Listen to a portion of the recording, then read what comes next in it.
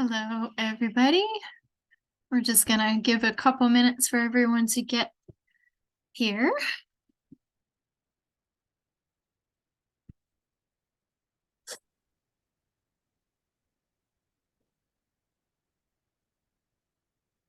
Some people joining still. Hi, Lexi. Hi, Joy. Hi. Got some familiar faces and some unfamiliar. Great to have you all.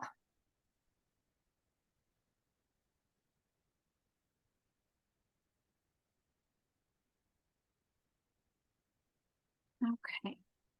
I am going to get my presentation pulled up here as folks finish joining.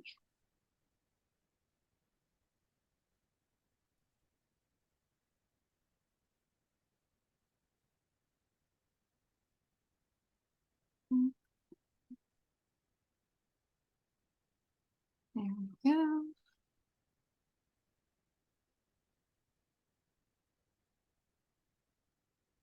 Okay. Can you see everything okay? Yes. I can. Wonderful. All right. Maybe give just one more minute. I see someone's still connecting to audio.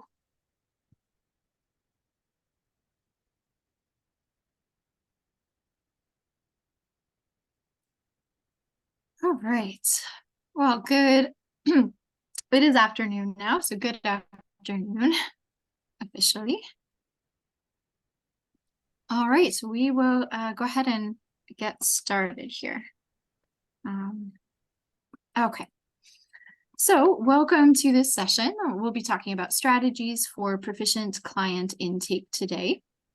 I think I saw some of you in a previous session earlier this morning, so wonderful. I hope you're enjoying the sessions if you've been attending multiple. In case you're new, just really briefly, I'd like to introduce our organization, Community Tech Network. Our mission is to transform lives through digital equity.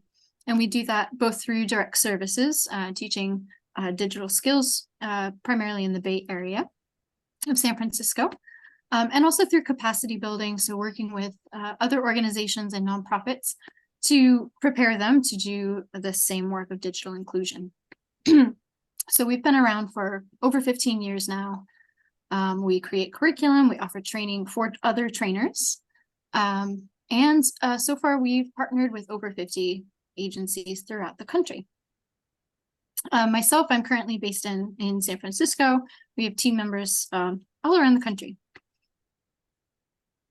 And some introductions about who you'll be hearing from today. I'm Josie Boyle. I'm currently the curriculum manager at CTN. My initial role was as a bilingual digital literacy instructor. So I have a lot of background in actually teaching the digital skills classes, both group classes and individually, in person and remote. I was also a program manager for some of our in-person programs in San Francisco. Pat, would you like to introduce yourself? Yes, thank you, Josie. My name is Pat. I am the Data Quality and Control Manager at Community Tech Network. I started out as a volunteer coordinator, moving into volunteer manager, which meant coordinating with all our volunteers and helping them onboard and mesh them with our volunteer opportunities. I've been with CTN for about 2 years now, and excited to be here to talk with you guys about intake and data collecting in general. Yeah, thank you, Pat. And oh yeah, we do have Matthew there. Great. Wonderful. Matthew, would you like to introduce yourself? Yes, my name is Matthew Robinson. I was born and raised here in Austin, Texas. And if you don't mind, I'd like to talk about my ACP. Yeah. Yeah, wonderful. Yeah, Matthew did a great story promoting the ACP, the Affordable Connectivity Program. And Matthew's agreed to join us today so that we can kind of show you what it's like to do an intake.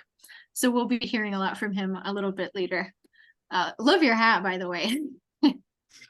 It's in honor of Matthew Robinson Day. The City Council honored me today. It's Matthew Robinson Day. Yes, Sky was telling us that's such an amazing achievement. That's so cool. Now my goal in life is to have a Josie Boyle Day. I don't know if I'm going to pull it off. Okay, great. So introductions out of the way. What we're going to go over today, we're going to talk about the goals of client intake. Pat will talk about data collection, the purpose of data collection, as well as best practices for recording data and managing it. We'll talk about meeting the learner where they are. 1 second, I'm just going to admit someone who's trying to join here. I admitted them. Thank you, Pat. And then we'll proceed to actually do this mock intake interview with Matthew. And then at the end, we'll finish with Q&A as well as a raffle. So stick around to the end for that. And also, if you think of questions during the session, feel free to put those in the chat or comments. And we'll address those at the end. So first off, the goals of client intake, and maybe it's useful to explain what I mean by intake. In many of our direct services programs, we work with various counties and various partner organizations. And if we're holding a program, we typically receive referrals from someone else that, hey, this is someone that would benefit from your services. And from there, before we start providing the services, we conduct an intake. And so the point of that, for one thing, we collect certain data, and that's for our own internal use, as well as reporting the impact of our program, reporting out to stakeholders and helping us with all those helpful things. It's also a time to build rapport. In many cases, when someone's referred to us, we don't have a prior relationship with them. We don't know them, they don't know us. So it's the time to break the ice, get to know each other, and start to build trust, especially if you'll be working with that person a lot over time, which is the goal. And then finally, it's assessment. So finding out why that client was referred to you, what is it that they need help with, what are their goals, their motivations, their needs, so that you can form a plan of action of, what are you going to help with. And in some programs, that might be digital skills training. It might be helping them apply for the ACP. It might be helping them find an internet service provider or a plan that works for them. It could be they have a device already, but they need help with it. They're having some tech issues. So there are a lot of different types of needs that you might be providing services to help with. Pat, you want to tell us about data? Yeah, thanks, Josie. So why do we track data? Well, there's multiple reasons why we want to track the data. We want to identify the needs of our participants, knowing what they're looking for and meeting them at that point really will help engage everyone involved. We also want to measure our impact and success of the program. Along with that, identifying areas to improve. So if we're not successful in any part of the program, we can identify where we would need to make changes so that we're able to continue to grow and make a better, bigger impact more successfully. And then some other things, we also need to send reports to funders and other stakeholders to let them know how the program is doing, as well as giving our story to grants when we apply for grants, as well as raising awareness of what is happening. Like for our organization, talking about digital equity. Collecting data and reporting out can also foster accountability. What this means is we're able to track to see where we are in a program with a participant, let's say, to see if, you know, they haven't had any sessions for a while, so we need to find out why and get them back on into the program and continuing on if they want to do so. And as I said before, it tells our story in many ways to many audiences.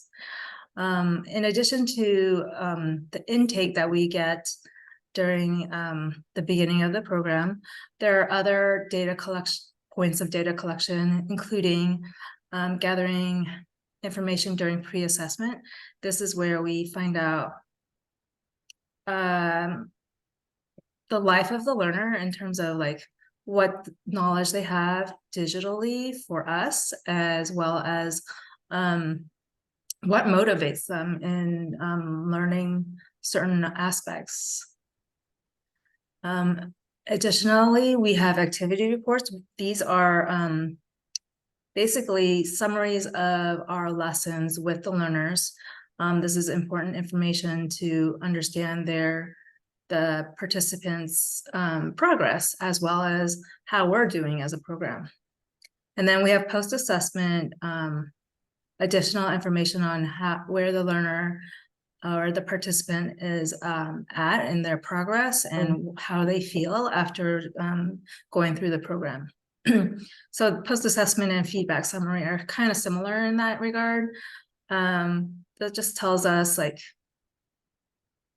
the impact of the program and how successful we are in changing the participants' lives. Yeah, thank you, Pat. And these are just examples too. These are a lot of the types, the ways day. we collect data, but there's a lot of room to. Wasn't that day? Lavonda, do you have a question? I do not, I'm sorry. That's okay. Thank you. No worries. Okay, continuing on data collection best practices. Before I get into the words of this slide on the left, I want to go through the picture on the right. It's kind of like a system that we have no matter what organization.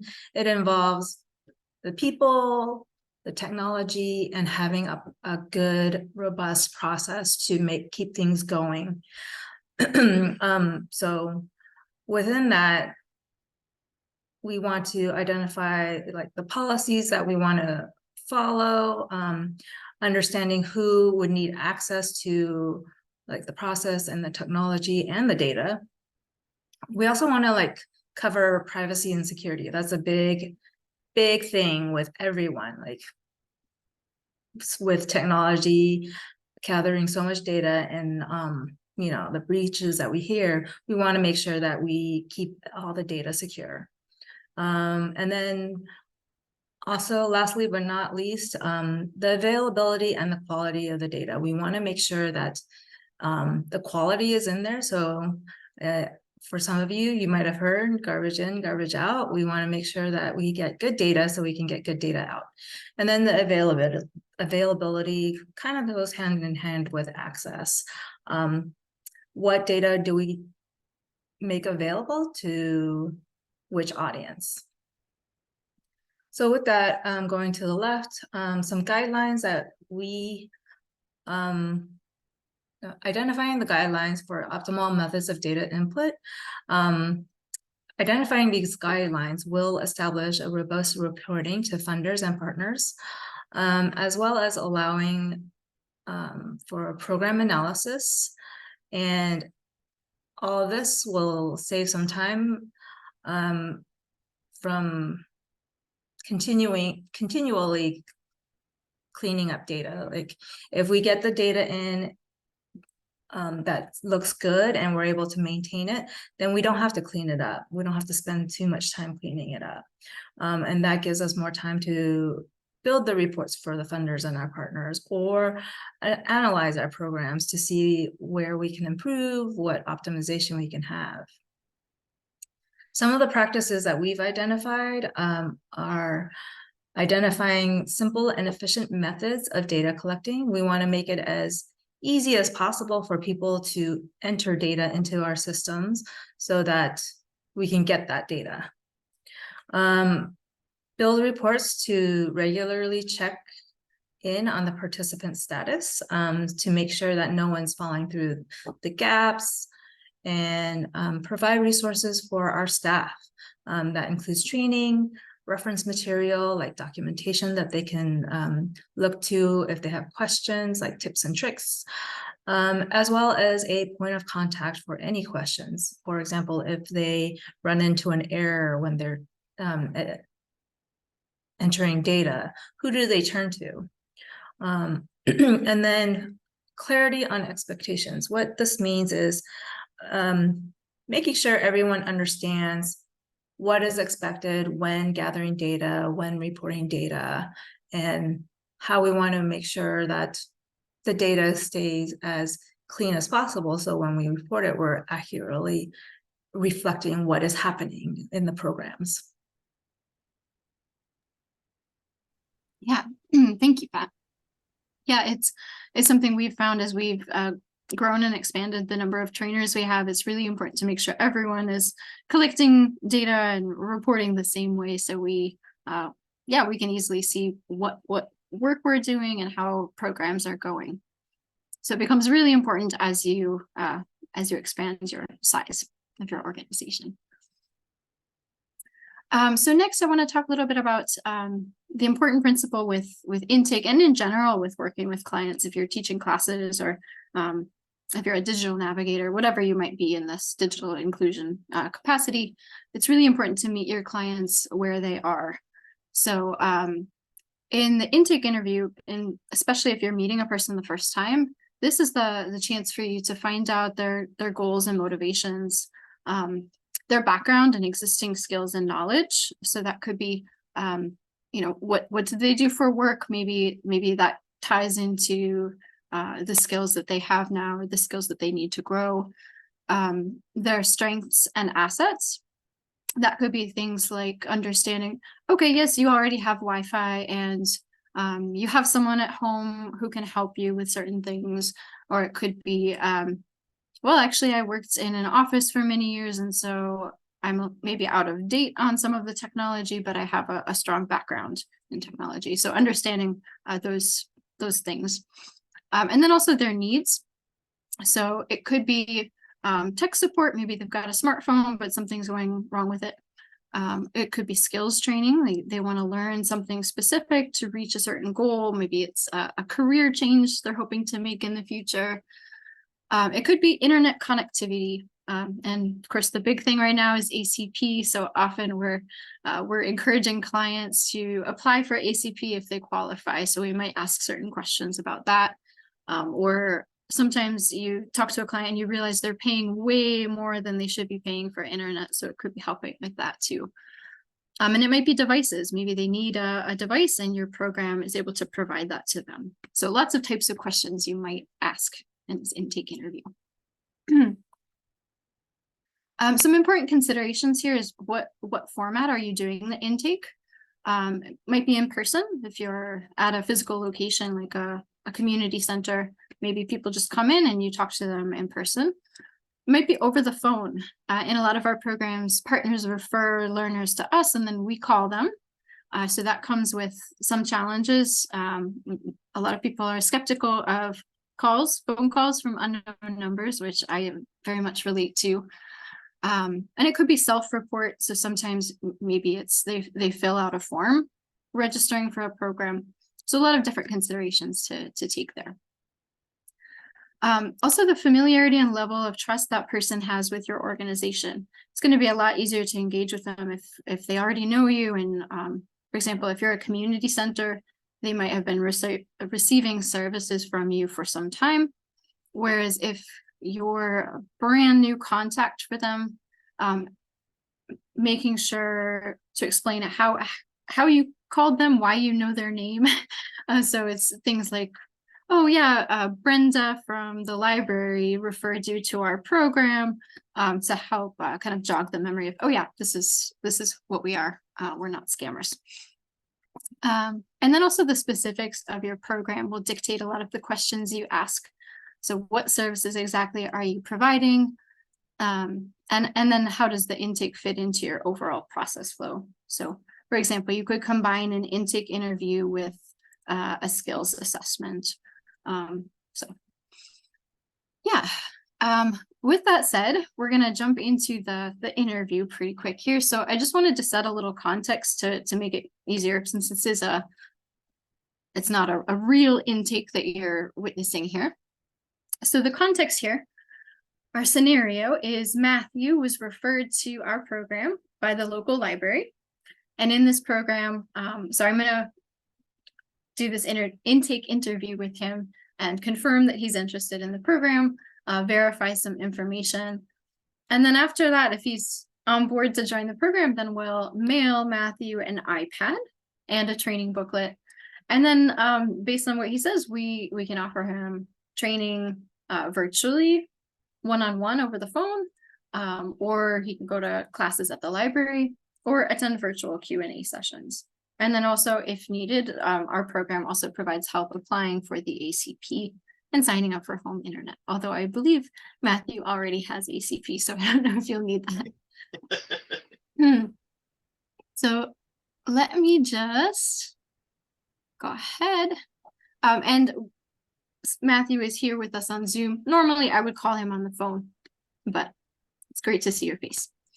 So, hi, Matthew. Hello, Josie.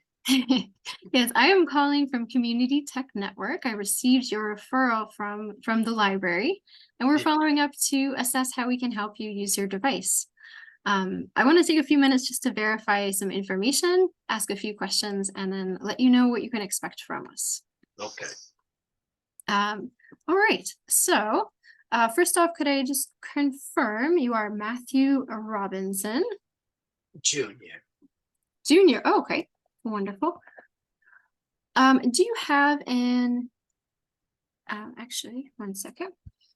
I'm gonna share this intake form so you can actually see the form that we use. One second here. Okay, can you see my intake form now? Yes. Wonderful, thank you. And there are a lot of forms, by the way, that you can use for this kind of information. Okay, and then could the number that I called you at today, is that the accurate number? Yes. Okay, just use some fake phone number here. Okay, 1 second here. All right, so just to verify some basic information, what is your birth year? 1948. Thank you very much.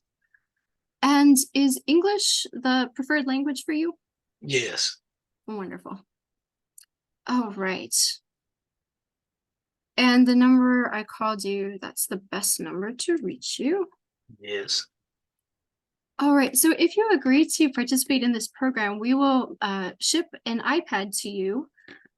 Could you confirm your mailing address? And you can use the made up address here. Yes, 1616 Oak Drive. Okay. And are you in Austin, Texas? Austin, Texas, yeah. Wonderful. 78787. 78787. Wonderful. Thank you very much. Oops. Okay. Bear with me here. Okay. We're going to leave some of this blank. So one of the things we might be able to help you with is applying for ACP. Do you currently have internet at home?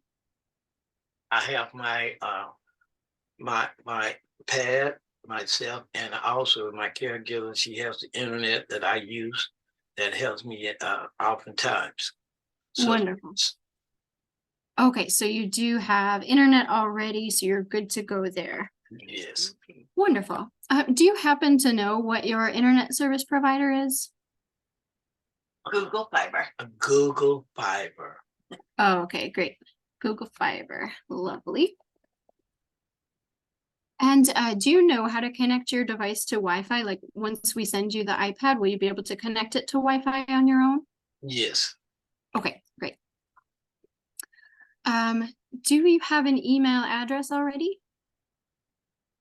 I think so, yes. Email. No, Great. that's the email. And do you remember the password so that you'll be able to sign into that email address on the iPad? Yes. You do. Okay, great. Lovely. I always forget my passwords. So, as far as device skills, do you have a smartphone or a tablet? Yes, I do. You do. A tablet and a smartphone. Awesome. And what kinds of things do you do on those devices? Well, that's almost everything I do with it. Especially doing doctor visits and paying bills and banking and health issues. I can, use it through that form there. It's just almost everything that I do. That's why I need that. I'm learning more and more, and I want more and more. Yeah, Most there's so people much. my age group, we are always, so proud that sometimes we're just ashamed to say, I don't know, or to ask a question about it because we think we're so belittled and we're proud people. I like to say, our age group, don't be ashamed to ask for your ACP. Mm-hmm. Yeah, it's important to ask questions, and I've talked to a lot of people that they feel sort of embarrassed that they don't know something, but little Yes, kids the these pride. Yeah, days. they have pride, and that's one big aspect of it. Some people who already know in our age group, it's nothing to them, but for someone who don't know, it's very hard to ask and say, I don't know. Right. Yeah, and kids growing up these days, they just learn from almost Oh yeah. baby. 6-month-old babies can grab your phone and call mama in instantly. I mean, so Yeah. it's a big deal. Everyone should be involved in it. Yeah, definitely. And it's changing all the time too, so that makes it hard to stay up to date. So do you use email? I know you said you have an email address, but do you Yes, I do. Okay. I use it sometimes, not often as I should, but I do use it. Yes, it's very important to me. Okay, great. And how about social media? Do you use Facebook or Instagram or anything like that? Well, a lot of times I do get on it through my because I'm a self-taught musician and vocalist, and I can get online and see some of my heroes that I learned from that are living and have passed away and gone, and upcoming youngsters in the field, and continue my self-taught education that has holes all through it. So I just go to the internet and fill up those holes as I go. And if it wasn't for that, I wouldn't be advancing it like I am now. So That's it's awesome. a dear thing for me to have my ACP. I can't say enough about it. Yeah, that's amazing. I mean, it's so cool. Everything that I'm sure you're a big fan of YouTube. Oh yeah. Yeah. I cut on them and then listen to performances and watch them, which is very helpful. And I enjoyed so much. Before, I didn't have no idea nothing like that was possible. I knew it was happening, but I wasn't involved in it. And so, like, I was joking and I told them, but I was serious. I said, I felt like a dinosaur because I didn't know anything. Now I can get in there, and that I can, even if I don't know something, I have the skills to ask now, and I won't Right. have to be ashamed of it, thanks to my ACP. I love it. Yeah. Yeah, it's just amazing how much you can find. The skill really isn't to know all the answers, it's just to be able to find them. Yeah. Yes, That's yes. awesome. So have you ever used a laptop or desktop computer before, or is it mainly just a tablet and smartphone? Very limited. Okay, no worries. Um, It's right now. Right now. yeah. So, are you, I just want to confirm, are you interested in participating in our program? I am very interested. Wonderful. Lovely. So what we'll do after the call is we'll get that shipped to you. So you should expect within a couple weeks getting a nice shiny new iPad. And once you receive that, will you need some help over the phone or in person setting up the iPad? Well, not really, because my caregiver can help me with that. Okay. And even if I could, I would have an input in it so I wouldn't mess it up doing it together. So I'm good to go on that. So I'll be waiting to receive that. Thank you so much.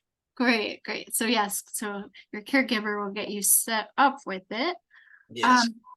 And then we offer one-on-one lessons, and what that would be is it would be lessons over the phone with me. And then there's an app on your iPad that will allow me to see your screen so I can kind of follow along and see what's going on. Is that something you'd be interested in?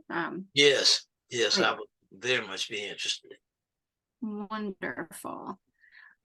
So are there any specific topics or things you're hoping to learn on the iPad? It sounds like there's quite a bit you do already.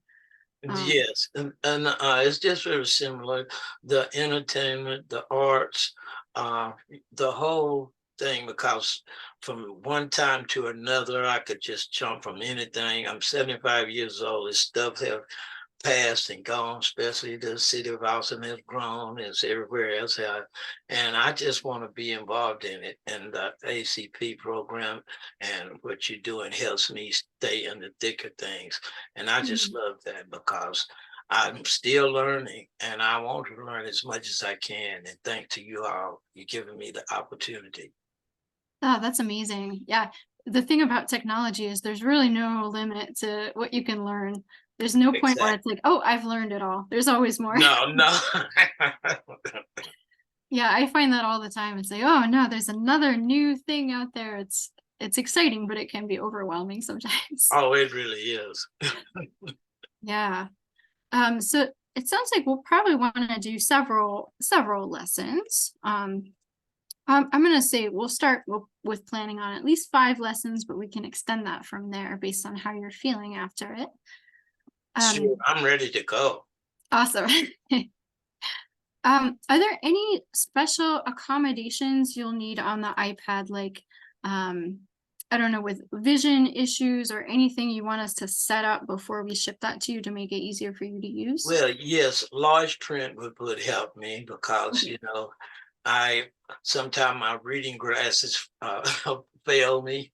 So large print and Okay. screen, and also the hearing on it, volume levels kind of high. 'Cause I Okay. like hearing aids, so to help me with that. Oh, you do? Okay. Yeah.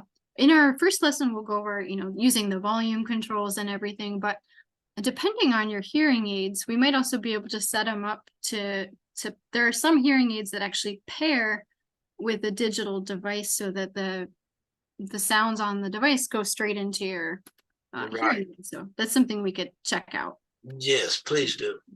Yeah. So I'm just gonna make a note about that large text. So we'll plan on the lessons over the phone.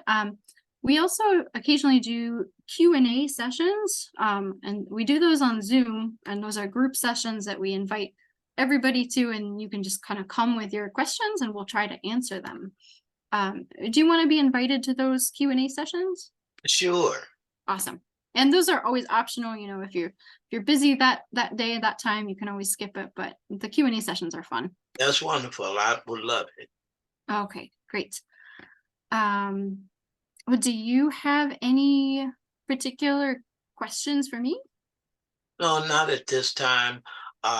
Once we get started, things start popping in my brain.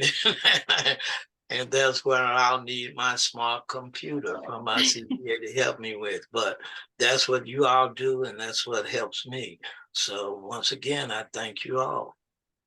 Yeah, that's awesome. I think we're gonna have a lot of fun. I I can tell. hope so, because I love it. Yeah, awesome. Well, thank you very much, Matthew. My Um, pleasure. yeah. So this is just kind of a run through of the things we might talk about in an intake interview, and just a couple notes. You know, if Matthew had said he didn't have ACP or he didn't have internet, I definitely would have gone that direction and first found out if he qualifies for ACP and then worked through the process of helping him to apply for that.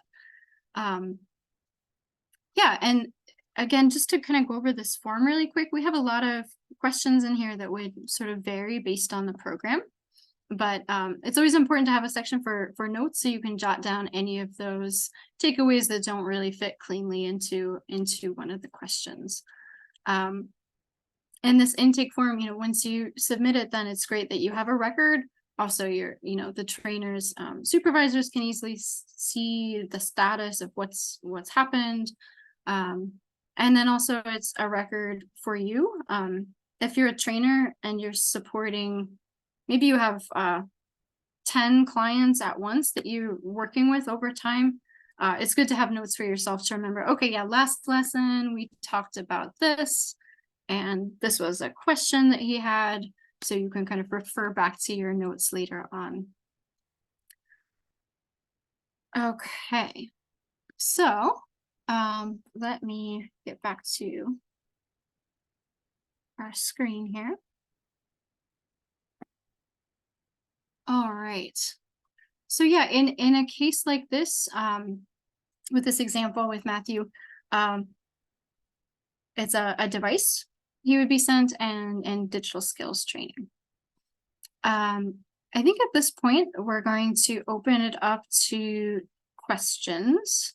Feel free to put questions or comments either in the chat, or you can also unmute yourself and ask directly. But we're happy to talk about intake or really data collection generally if you have questions about not intake specifically, but happy to help you.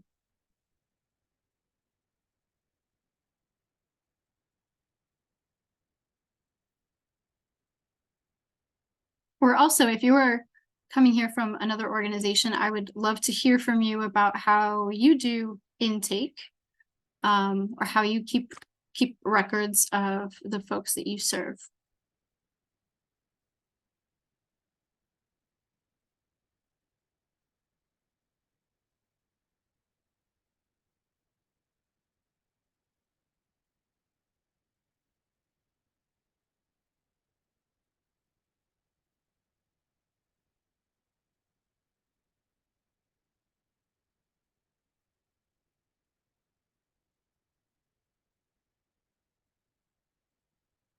Anybody?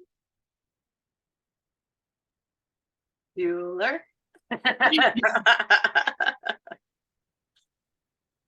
Well, as you're thinking of questions, I'll just mention some feedback I had heard from one of our trainers who does a lot of intake interviews over the phone. We have several programs that we offer training virtually, where we, the client receives a device and a training booklet at home, and then lessons are conducted over the phone. Yeah, this is feedback from our trainer, Phil, and he found the biggest struggle is really making that first contact. Cold calling people can be tricky. As I mentioned, many people are suspicious of calls from unknown numbers. And then the challenge is trying to jog the person's memory of, just, oh yeah, I did sign up for this. I remember now the program. So it's helpful to always mention the organization or the person that referred the person. So it's like, oh yeah, I'm kind of a friend of a friend, even if you don't know me yet. And also just setting a warm tone. In some cases, learners referred to our programs might be kind of nervous about starting training. So it can be really helpful to just set a conversational tone and get to know each other to help alleviate any concerns. Pat? Yeah, I've done something similar as a volunteer coordinator. What I found that can be helpful is when I mention the device. Then I get a warmer greeting from a lot of our participants. It's like, oh yes, I did say I wanted this, or that they did receive it from us. Mm-hmm. Yeah, there's a lot of natural suspicion too. I mean, I've gotten so many scam calls too that it can sound really fishy if it's like, hey, I'm gonna send you a free device. You know, there's often a sort of like, wait, what am I missing here? What are you asking for from me? So it can be helpful to, you know, to explain the program that the funding comes from here. It's totally free to you. Just making sure you're clear on that, because I don't blame people for being suspicious of that. I mean, and in fact, we train them, you know, to be careful about these things, about avoiding these things. So it is getting over that hump is so critical as far as you know, yeah. And I think naming the program and using that name consistently, making sure that your partners are using the name of the program as well, can be helpful. And then I think in the past, what I've seen is helpful when we have access to it is if the person you are reaching out to does have a caregiver in the house, like I am caregiver to Matthew Robinson, Mr. Robinson, who you just saw model the intake with Josie. Then you can deploy that assistance as well. Ask them to be present when the person is talking to you for the first time, so that they have that kind of added support of knowing like, oh, okay, you know, my caregiver or whomever is in the home with them is saying this is okay, you know, and is here and witnessing it. So yeah. So Joy asked, does the intake process include if the learner will need help setting up the device once they receive it?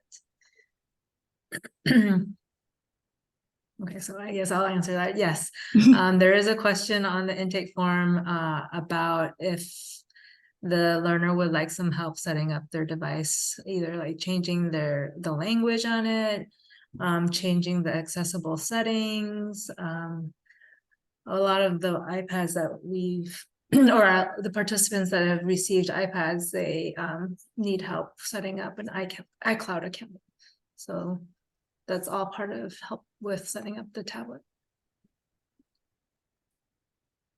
Yeah, and in some cases,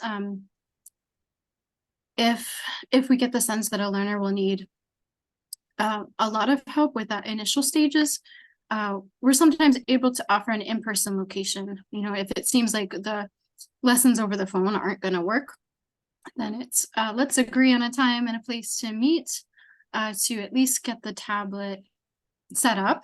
Or we have done home visits even in some cases, which is especially helpful with things like getting a device connected to the Wi-Fi. Or I helped a learner who lives near me once with her, she was having some modem issues. So a lot depends on what you're able to provide. And in some cases, it might be referring them to some other organization in their area who could help.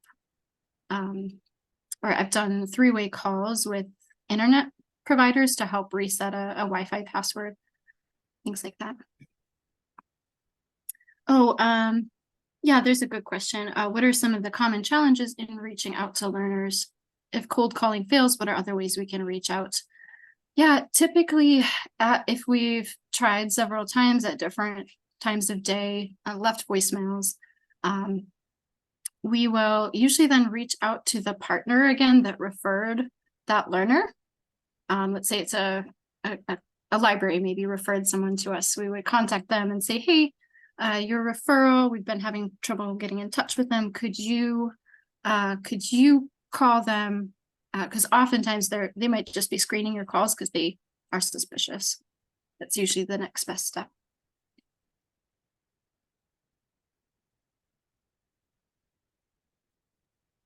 I think important to point out here too that the setup process and these things that can be somewhat, tricky or complicated to get through with a brand new client who is new to the device and technical skills and all of that. That setup process can be used as part of the learning as well. So actually going through the setup with them and showing them, how to change their settings, how to put things in place for their daily use moving forward. And we are at the 15-minute mark for this session too. So while you continue to answer questions, I'm going to roll into our raffle for this session. We have a small group here, but I am going to draw a couple of names to participate in our Lift Trainers training opportunity. This is for classroom trainers. It goes over adult learning principles and client intake and these kinds of things in greater detail. So we hope that you will enjoy this Train the Trainer opportunity. And I'm going to draw 2 names. And then right before we get off, I'll announce our lucky winners. Awesome. Thank you, Sky. Thank you for an awesome session. Well, again, please, if you think of any questions, let us know. But I can speak a little bit to the in-person intake because I've worked in a lot of in-person classes as well. That tends to go a lot easier because they're already there, which is great. So it's not an issue of trying to make contact. So in our in-person classes, usually we'll do outreach at a site in advance, promoting the schedule, getting interested people to sign up with their contact information. So we've got their phone numbers already. And then once we schedule a class, we go there, and typically we will have the learners fill out a pre-program survey, which includes questions like, again, verifying their contact information, getting their email address if they have one. But they also would indicate their confidence with certain digital skills. So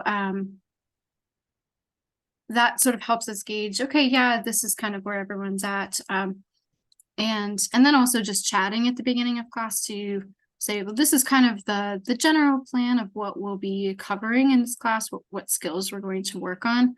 But in that initial meeting, as you chat with the learners and get to know what they hope to learn and what they already know, you can always modify that. So with in-person, it's it's much easier. And usually you don't have to worry about the suspicion aspect there, since they came to the class. Let's see. A question. Are there basic instructions on paper sent along with the devices for the learners? Yes, yeah. In any of the programs where we mail a device to somebody, we also include a training booklet. And that's typically a pretty hefty booklet. It's about 60 pages. And that covers all of the basic skills that we include in the program. And in some programs, training is required. They might have to complete 5 hours of training to complete the program and for the device to become theirs.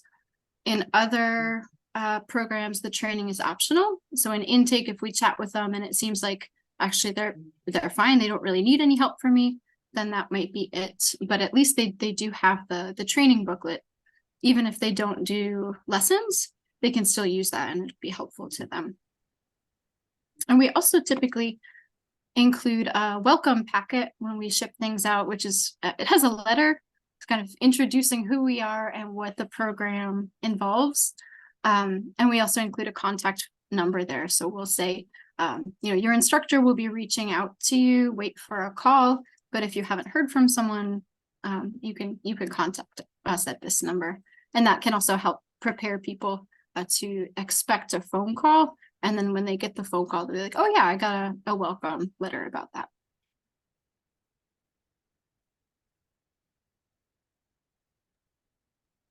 Okay, so if there aren't any other questions, I'm going to jump in here and announce our raffle winners for this session. We want to thank all of you for joining us today for this incredible session on strategies for proficient client intake. And we thank Mr. Robinson and Josie and Pat so much for being here today and for doing this for us. If you have any questions for us, feel free to reach out to us at lift@communitytechnetwork.org. We'll put that in the chat for you. At the end of this session, we will be sharing a survey out with you, and we would love for you to take a moment before you sign off to go ahead and answer those few quick questions for us. That just helps us for future events. And we do have our next session coming up is the principles of digital citizenship. And so we will be ending this session right on time so that we can hop onto that next training call. So our winners for today's session will win complimentary enrollment in our LIFT trainers, Train the Trainer or capacity building training program. We will be in touch with you via your registration for this event. And those folks are, drum roll, please. Alicia Jimenez, Morgan Cananan, pardon my pronunciations, please. And Hira Embreen, please feel free to correct me if I have just brutalized your name. I definitely want to know how to say it correctly. But you three will be reached out to by us, easy for me to say, so that we can get you enrolled in those programs, those training programs. If for some reason it is not an appropriate match for you, but you want to pass it along to someone else in your organization, we welcome that too. Thank you so much for participating today. Any further questions? We have about 5 more minutes. If you have any additional questions, and thanks again to the team and to everyone for being here. Happy Digital Inclusion Week and happy Day of Equity. Thank you, everybody.